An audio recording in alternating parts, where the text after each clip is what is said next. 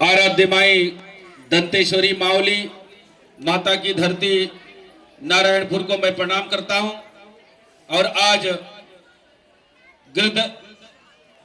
के इस गोवर्धन पूजा के कार्यक्रम में उपस्थित सभी यादव माधव बंधुओं को माताओं को हमारे नन्हे नन्हे बाल गोपाल और यहाँ उपस्थित सभी गणमान्य नागरिकों को बहुत बहुत बधाई और शुभकामनाएं देता हूं। आप लोग अभी थोड़ा सा पानी गिरने लगा तो सभी उठ गए थे, लेकिन भगवान कृष्ण जब इंद्रदेव का प्रकोप से 7 दिन वर्षा हुआ, एक उंगली में गोवर्धन पर्वत करके उठा करके खड़े थे और सभी बाल ग्वाल लाठी टेक के उसी पहाड़ को उठा के रखे थे। वो यादव समाज पानी से कैसे भग सकता है? जो इंद्र का प्रकोप यादव समाज को डगमगा नहीं सकता, तो यादव समाज वो यादव समाज है। और वो यादव समाज गोवर्धन गिरधारी कृष्ण भगवान कन्हैया लाल भगवान के साथ उन भगवान का अंश माने जाने वाले यादव समाज के लोग आज यहाँ उपस्थित हैं। आज के इस कार्यक्रम में हमारे इस जिला नारायणपुर जिला भाजपा के जिला अध्यक्ष माननीय श्रीमती संध्या पवार जी, हमारे वरिष्ठ श्री गौतम गोलचा जी, ब्रिजमोहन देवांगन जी, रूपसाई सलाम जी और इस समाज के यादव समाज के जिला के अध्यक्ष सम्मानीय जगन्नाथ यादव जी, संतनाथ उसेडी जी जिला पंचायत सदस्य, श्रीमती बर्निका उइके जी जिला पंचायत सदस्य, श्रीमती शांति नेताम जी जिला पंचायत सदस्य, श्री विनोद यादव जी कोषाध्यक्ष यादव समाज, श्रीमती एम लता यादव जी जिला अध्यक्ष यादव समाज महिला मोर्चा, श्री गजेंद्र यादव जी जिला सचिव यादव समाज, श्रीमती नारायणपुर के प्रथम नागरिक सम्मानीय इंद्र प्रसाद बघेल, सभी गणमान्य नागरिक माताएं बहनें, आज हम लोग गोपाष्टमी का कार्यक्रम में उपस्थित है। जैसे भगवान कृष्ण अपने जीवन काल में 16 लीलाओं के साथ हम समाज को सदियों से हमको एक प्रकार से संदेश देते रहे और भगवान कृष्ण भगवान राम का 12 लीला माना जाता था, लेकिन उससे भी बढ़कर भगवान कृष्ण का 16 लीला के साथ भगवान कृष्ण समाज को जब द्वापर युग में हम सबको उस समय के परिस्थिति के हिसाब से समाज को एक सूत्र में जोड़ के समय और के साथ जब जो भी परिस्थिति जैसा जहां होता था उस समय भगवान कृष्ण समाज को, देश को, हमारी संस्कृति को का रूप में हमें संदेश देने वाले ऐसे योगेश्वर भगवान श्री कृष्ण जो गोवर्धनधारी श्री कृष्ण के नाम से जानते हैं, आज वो गोपाष्टमी का कार्यक्रम में उपस्थित हैं। और भगवान कृष्ण बाल्यकाल से पूतना से लेकर महाभारत युद्ध तक धर्म के लिए, राष्ट्र के लिए, संस्कृति के लिए अपना जीवन को जब जैसे परिस्थिति के हिसाब से ढाल के उन्होंने काम किया पड़ा। जेल में जन्म लेने के बाद भी माँ और पिता का स्नेह नहीं मिला, उसको एक प्रकार से वहां से नंद बाबा के घर में छोड़ना पड़ा। ऐसा भगवान कृष्ण योगेश्वर जो आज मानव समाज को जो गीता का उपदेश के कारण आज जो गीता ग्रंथ है हमको आज मिला, जो महाभारत का काल में जो गीता का उपदेश दिया था और उस गीता के उपदेश के कारण आज भी हमारे मानव समाज के कल्याण के लिए, हमारे संस्कृति के रक्षा के लिए भगवान ने हमको एक शिक्षा दिया है, उसको हमको ग्रहण करने की आवश्यकता है। मैं हर जगह बोलता हूँ, कोई भी भगवान, कोई भी महापुरुष, कोई भी नेता, कोई भी देवी देवता हम पूजा क्यों करते हैं? उसका चित्र को पूजा नहीं करना चाहिए, उसका चरित्र को पूजा करना चाहिए और उसका चरित्र को अपने जीवन में धारण करना चाहिए। तो भगवान कृष्ण ने अपने जीवन में क्या किया था? भगवान कृष्ण ने को हम क्यों भगवान मानते हैं, ये हमको जानने की आवश्यकता है, सोचने की आवश्यकता है। और हम आप सबको ये भी नहीं भूलना चाहिए, भगवान कृष्ण मनुष्य रूप में जन्म लेने के बाद भगवान कृष्ण बने।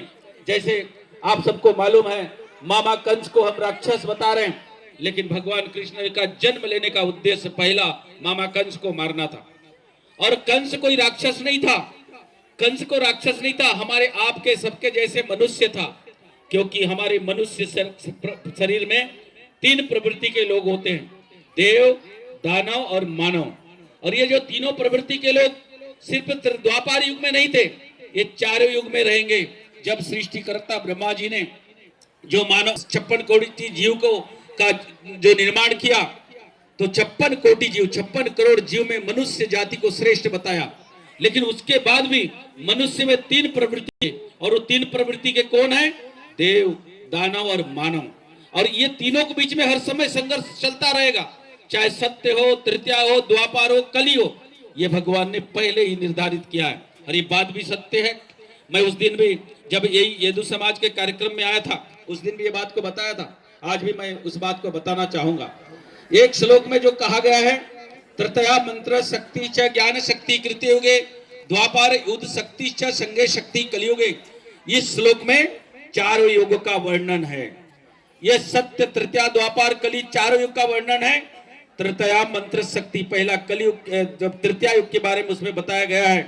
भगवान राम का अवतार तृतीया में जन्म हुआ, लेकिन रावण जैसा आताताई को रक्षा मारने के लिए, और भी स्वभाव मारीच को मारने के लिए, उसके बाद भी भगवान को उनको मारने के लिए, उनको अत्याचार को रोकने के लिए मंत्र शक्ति का सहारा लेना पड़ता था। जैसे आपने देखा होगा, जब भी भगवान राम किसी को भी तीर चलाया है, उसके पहले स्मरण करते थे, मंत्र पढ़ते थे, तब जाके वो तीर जाके लगता था। इसीलिए तृतीया युग को मंत्र शक्ति का युग क्या कहा गया है? तृतीया मंत्र शक्ति। जब ज्ञान शक्ति कृत्य युग, सतयुग में हिरण्य जैसा व्यक्ति भगवान से ऐसा वरदान मांगता है, अस्त्र शस्त्र जल वायु आकाश में पाताल में मनुष्य में न जानवर में कहीं भी नहीं मरने का वरदान मांगता है। वही व्यक्ति फिर अपने आप को श्रेष्ठ समझ करके, शक्तिशाली बता करके अन्याय अत्याचार करने लगता है, तो भगवान को नरसिंह अवतार लेना पड़ता है। लेकिन नरसिंह अवतार लेने से पहले भगवान को ये ज्ञान शक्ति का प्रयोग करना पड़ा, क्योंकि हिरण्य ने कहा था, मैं आदमी के हाथ में नहीं मरूंगा, न जानवर के हाथ में। इसीलिए पहला प्रयोग कैसे किए? एक ही शरीर में दो रूप बना दिए, सिर इतना शेर, शरीर इतना मानव। आकाश में पाताल में नहीं मरने का वरदान था, इसीलिए कोर में रखा था भगवान कृष्ण, भगवान नरसिंह हिरण्य को। आकाश में पाताल में नहीं मरने का वरदान था। घर में ना बाहर में नहीं मरने का वरदान था, गेट में, दिन में ना रात में, संध्या के समय, अस्त्र में शस्त्र में नहीं मरने का वरदान था। इसलिए नाखून बढ़ा के हिरण्य को मारा था। इसका मतलब यह है, ज्ञान शक्ति से हिरण्य जैसे व्यक्ति को उनका अत्याचार को रोकने के लिए भगवान को ज्ञान शक्ति का प्रयोग करना पड़ा था। अब आता है द्वापार युग, जिस भगवान कृष्ण का हम गोपाष्टमी बना रहे हैं।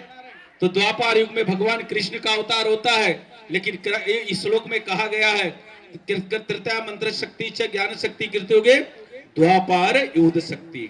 द्वापार युग जो है युद्ध शक्ति का युग था। आपने देखा होगा, आप सब सुने होंगे, भगवान कृष्ण जैसे जन्म लेते हैं, उसके बाद हम नंद बाबा के घर में जाते हैं, पूतना रूपी एक राक्षस आती है भगवान कृष्ण को मारने के लिए। लेकिन भगवान कृष्ण खेल खेल में पुतना को युद्ध करके मार देते हैं। ऐसी जरासंध से लेकर शिशुपाल से लेकर आप जितने भी राक्षसों को भगवान कृष्ण ने मारा है, युद्ध करके मारा है, और दूसरे को भी मरवाया है। जैसे अंत में महाभारत द्वापार युग के अंत में कौरव और पांडवों के बीच में उन्होंने लड़ाई कराया, लेकिन किसका पक्ष लिया? जब कौरवों का सेना इतना, कौरव 100 भाई, स्वयं 100 भाई थे, उनके पास पूरी सेना थी, और पांडव 5 भाई थे, उनके पास सेना भी नहीं थी, संख्या भी नहीं था। लेकिन कृष्ण भगवान ने न्याय का पक्ष, सत्य का पक्ष लेके पांडवों का पक्ष लिया, और जब महाभारत युद्ध कराने लगे, और भगवान, आपको यह भी मालूम है, महाभारत युद्ध कराने के लिए भगवान कृष्ण जब पांडवों को युद्ध के मैदान में जब सहयोग करने के लिए सारथी बनकर अर्जुन के खड़े रहे, तो अर्जुन को बोलते, यही शिक्षा देते रहे, तुम धर्म युद्ध कर रहे हो, धर्म के रास्ते में चल रहे हो, तुम्हारा विजय होगा, तुम्हारा विजय होगा, तुम लड़ाई करो। तो कृष्ण के उपदेश, भगवान कृष्ण के उपदेश से अर्जुन लड़ाई कर रहे थे। लेकिन एक दिन कृष्ण के मन में शंका हुआ, और सोचने लगे, भगवान कृष्ण बोल रहे कि मैं धर्म युद्ध कर रहा हूँ, धर्म में के रास्ते में चल रहा हूँ, लेकिन मेरा ही वो कुटुंब के लोग के मरा रहे हैं। और उनका कुटुंब कौन था? क्योंकि कौरव उनका कुटुंब के लोग थे। और उधर भीष्म पितामह खड़ा था, उनका दादा था। द्रोणाचार्य उनका स्वयं गुरु थे। अश्वत्थामा उनका गुरु पुत्र थे। ऐसे श्रेष्ठ जन को देख के धनुष छोड़ के भगवान कृष्ण के सामने कुरुक्षेत्र में धनुष छोड़ के क्या बोलने लगे, भगवान मुझे ऐसा धर्म नहीं चाहिए, मेरा ही कुटुंब को मैं मारूं, मेरे ही दादा को मारूं, मेरा ही गुरु को मारूं बोल के धनुष छोड़ दिए। उसके बाद भगवान कृष्ण अर्जुन को समझा समझा के थक गए। 18 दिन लगा, 18 दिन जब नहीं समझे तो भगवान यहाँ विराट रूप का स्वरूप आप देख रहे हैं। यही विराट रूप भगवान कृष्ण विराट रूप में अपने आप को वहां विराट रूप दिखाने लगे और गीता का उपदेश दिए। गीता का उपदेश आज गीता ग्रंथ के रूप में हम पढ़ते हैं, लेकिन गीता का एक श्लोक में जो आज के समय में परिस्थिति के हिसाब से जो सार छुपा हुआ है, मैं उसको हर जगह बात बताता हूँ। वो बात मैं आपको बता रहा हूँ। वो गीता का श्लोक कौन सा है? जो गीता का श्लोक है अर्जुन रथ के साथ लिखा रहता है आज भी, यथा यथा ही धर्मस्य गलानि भवन्ति भारत अभ्युत्थानां धर्मस्य तदुत्थानां सृजाम्यहं परित्राणाय साधूनां विनाशाय च दुष्कृतां धर्म संस्थापनार्थाय संभवामि युगे युगे। क्या बोले हैं भगवान कृष्ण? यही बोले हैं, ए भरतवंशी अर्जुन, जब जब धर्म के ऊपर अन्य अत्याचार पाप बढ़ता है, धर्म का हानि होता है, तब तब धर्म की रक्षा करने के लिए मैं अपने आप को साकार निराकार रूप में अवतरित होकर प्रकट होकर मैं धर्म की रक्षा करने के लिए अवतरित होता हूँ। लेकिन किसको करता हूँ ये भी बताया है, परित्राणाय साधूनाम, मैं साधु पुरुषों को रक्षा करने के लिए अवतरित होता हूँ। विनाशाय च दुष्कृताम, दुष्ट कर्म करने वाले को मारता भी हूं और मरवाता हूं। उसके बाद धर्म संस्थापनार्थाय संभवामि युगे युगे, उसके बाद मैं धर्म स्थापना करता हूं। ये गीता का उपदेश में बताया। और अर्जुन को यह भी कहा, ए अर्जुन, जो द्रोणाचार्य विश्व पितामह अश्वत्थामा कृपाचार्य कौरवों को अपना बता रहे हो, मैं भी जानता हूं इस युग में भीष्म पितामह के बराबर का कोई व्यक्ति नहीं है, द्रोणाचार्य के बराबर का कोई व्यक्ति नहीं है, ना अश्वत्थामा के बराबर। लेकिन एक चीज बता, यही सब लोग भरी सभा में मंच में बैठे हुए थे और दुशासन एक अबला स्त्री द्रौपदी को वस्त्रहीन कर रहा था, नग्न करने का कोशिश कर रहा था। किसी ने क्यों आवाज नहीं उठाया? किसी ने रोकने का साहस क्यों नहीं किया? अगर उस दिन ये लोग उनको रोके होते, उस दिन द्रौपदी को वस्त्र हनन से रोका होता, तो आज तुमको महाभारत युद्ध करने की आवश्यकता नहीं पड़ता। इसीलिए ये लोग जानते हुए गलत हो रहा है, अन्याय हो रहा है, पाप हो रहा है, और उसके बाद भी उसका सहन किया, सिर्फ दबाव में, डर के कारण, दबाव के कारण और सत्ता के दबाव में। इसीलिए इन्होंने जानते हुए इतना बड़ा अपराध किया है, पाप किया है, उसको समर्थन किया है। इसीलिए इनको मारना कोई पाप नहीं, यही तुम्हारा धर्म है। ये जब शिक्षा देते हैं तब जाके भगवान कृष्ण के उपदेश के बाद अर्जुन धनुष गांडी उतारते हैं और महाभारत युद्ध फिर से प्रारंभ होता है। उसके बाद चाहे द्रोणाचार्य हो, भीष्म पितामह हो, कर्ण हो, बड़े बड़े महारथियों को मार के द्वापर युग के अंत में महाभारत युद्ध खत्म होता है। इसका मतलब हम सबको ये मैं बताने का मतलब मेरा ये है, आज हम भगवान कृष्ण का अवतार तो नहीं ले सकते, लेकिन आज भी हमारे सामने वही परिस्थिति है। और ये भगवान कृष्ण ने द्वापर युद्ध शक्ति के रूप में काम किया, लेकिन कलयुग के बारे में वही श्लोक में कहा गया है, संगे शक्ति कलयुगे तृतीया मंत्र शक्ति च ज्ञान शक्ति कृते युगे द्वापर युद्ध शक्ति च संगे शक्ति कलयुगे। कलयुग जो है संगठन शक्ति का युग है, एकता शक्ति का युग है। हमारे नारायण भैया भी बोल रहे थे, हम संगठित नहीं है, हम इसी के कारण धर्मांतरण हो रहा है, हमारे संस्कृति को कुचलने का काम हो रहा है। तो इसीलिए ये जो कलयुग है संगठन शक्ति का युग है। और संगठन किसके लिए? ऐसा नहीं कि यादव संगठन हो जाएगा, आदिवासी संगठन हो जाएगा तभी विजय होगा, ये भी नहीं भूल जाइए। कोई भी चोरी करने वाला भी संगठित हो जाता है, उसका भी ताकत बढ़ जाता है। आज हमारे यहाँ कुछ लोग बाहर से आके हमारे लोगों को भ्रमित करके संगठित बना करके आज सरकार से लेकर